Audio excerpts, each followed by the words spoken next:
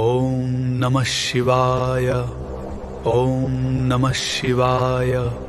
ओम नमः शिवाय। भस्मासुर, म तिम्रो तपस्या देखेर प्रसन्न भए। के वरदान चाहन्छौ मसँग माग, म अवश्य पनि पूरा गर्नेछु। हजुरको दर्शन पाएर म धन्य भए।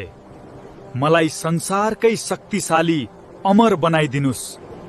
संसारकै शक्तिशालीको वरदान त दिन सक्छु, तर अमर बनाउन सक्दिन। अरू नै वरदान माग्जर। त्यसो भए प्रभु, मलाई यस्तो शक्ति दिनुहोस् कि मैले जसको टाउकोमा हात राख्छु ऊ जलेर खरानी होस्। तथास्तु। आजदेखि तिमीले जसको टाउकोमा हात राख्छ ऊ जलेर खरानी हुन्छ। सुरुवात तपाईबाट महादेव।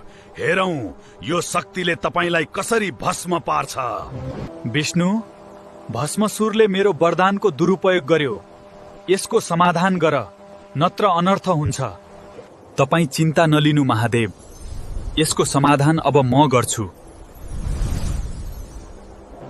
भस्मासुर त यहाँ छस्, अब हेर म के गर्छु। ओहो, यति राम्री सुन्दरी को हौ? तिमी मसँग विवाह गर, रानी बनाएर राख्छु। यदि मलाई पाउनु छ भने मसँग नृत्य गर। जसले मेरो जस्तै नाच्न सक्छ म उसैको हुनेछु। तिमी जस्तो सुन्दरी यदि पाउन पाए नृत्य गर्न के गाह्रो भयो त।